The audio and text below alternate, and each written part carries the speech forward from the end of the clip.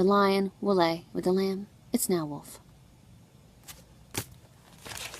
All of it's changed. All of it. Anyway, thanks if you watched it. I just want to get my voice out there because I know we all need a little validation from fellow Christians, because right now we're going to have the world calling us crazy. And who knows, this could lead to some horrible mass, they might put us away or something. It might be a way to get rid of us, call people crazy, medicate you, change you, who knows. I do encourage everyone out there not to get involved with your medical community at all, because the mark will be coming sooner or later, and they're going to stick ID chips in us. They're already doing it so you can scan your bank information and pay for stuff with your hand. That's in like Switzerland or somewhere, Sweden. Stay away from it all.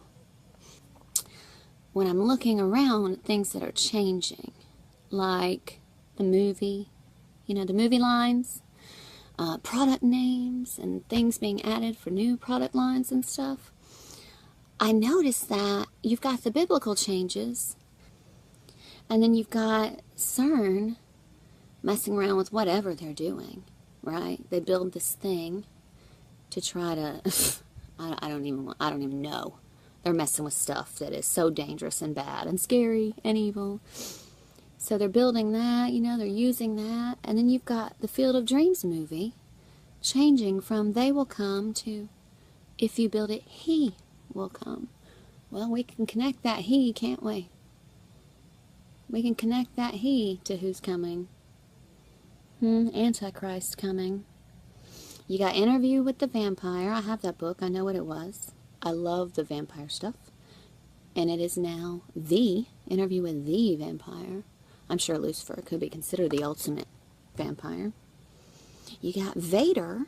Instead of saying, Luke, I'm your father, like the main name was taken out. So now it can just be applied to everybody, right? No, I am your father. God's not your father. It's me. It's me, Lucifer, not God. It's all kind of like, it's all puzzle piecing together. It really is. And that you don't even have to stretch imagination that far to see it. It's crazy. I think the veil has been lifted. I think CERN did it. And I think everything is winding down to the end game. I really, really do. I think this biblical change is just the biggest of anything that could have happened. And people not seeing it's a shame. It is. But if they don't see it, they're not going to. Because of pride. Because when somebody has stuck with something for so long, they just aren't going to be able to wrap their head around something so huge. They haven't read the King James versions in the past, so they're not going to know. But let's think about the way things have started happening. Because science is its own religion. Its own cult. It is. Who do you think they work for? It's not God. And all of this has been happening quicker and quicker. We've never had an age like this. Since the technological age, I have a hard time saying that. Since the technological age has boomed, okay? I'm talking from the point of when we found electricity, started doing railroads. From then to now, we've never had an age that progressed so fast. Because things are going very fast now. So all of that has paved the way. Makes sense that the Bible verse that has changed, that is so crazy to me, it's not as obvious to other people, but Luke 19:27, but those mine enemies, which would not that I should reign over them, bring hither, it's supposed to say show them before me. Show. It was S-H-E-W. And then they started updating to S-H-O-W, and then they just start changing it. Okay, now it says slay. S-L-A-Y. That never said slay. Never said slay. So you got the Antichrist coming. Oh, but this is why the Bible was changed, to pave the way. Antichrist comes and says, oh, but those are my words. So you got Satan saying, I'm in power now. You all bow down to me. And if you don't want to, we smoke your ass. You're gone. You're dead. So it's for those of us that aren't quite the believers we think we are, and we don't go during tribulation, well, hold on to your asses. Because it won't be fun for anybody. It will be hell on earth, literally. And we are never to deny what we believe. So a lot of us are going to die horribly, awful, painful deaths later on. I pray that everybody gets taken up. You know, it'll be amazing. I pray that my children get taken up.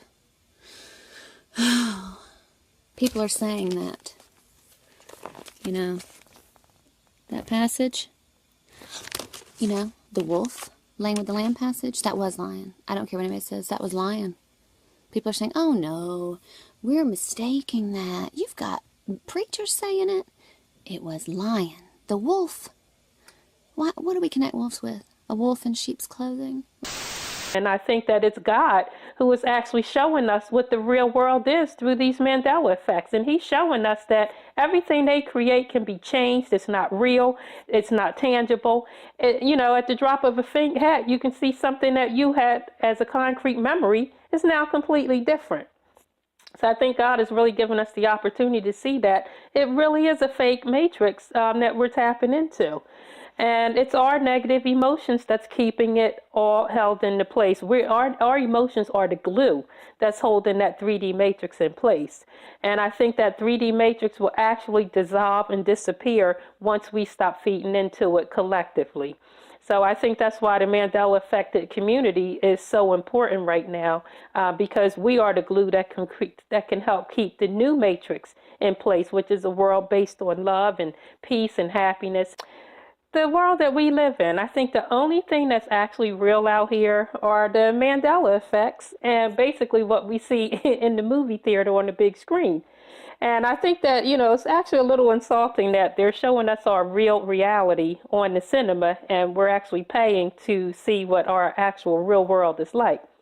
So what I want to say is, you know, when we tune into TV and we're watching all this fake propaganda and they're tapping into our emotions, you know, making us live in fear. We get to see the rocket get shot off, you know, periodically, that we're going to be blown up or going into war and all this other kind of, you know, the shootings and just everything to just keep us stirred up emotionally and keep us upset. I think that, you know, all of our fears is what's keeping this 3D matrix in place. And I think we really need to be cautious about what we're tuning into. You know, that's why I turned my TV off. It's been 2 years now for me, and I thank God that I was able to recognize that I needed to turn that television off. The other thing I want to say is that, you know, they use these Hollywood actors. They're out here, they're promoting all of these images of what's really going on in our world, and we're watching the awards and not just feeding into a life of fantasy, which isn't, you know, happening in our own world, and again, that's all stirring up emotions and creating the 3D illusion that they want us to see. And, you know, they keep us living in fear. They tap into our ego. They tap us into negative emotions, anger, hatred, you know, injustices. You know, we have to see people walking around flaunting in our faces that they're receiving awards for doing good deeds when in fact we know they should be in jail. Just all kind of stuff to keep us upset. And I think we need to really separate ourselves from those things. And so, you know, between Mandela and all these other famous people who we thought died are still alive, I mean, you know, it's just absolutely nothing like we thought that our world was really like.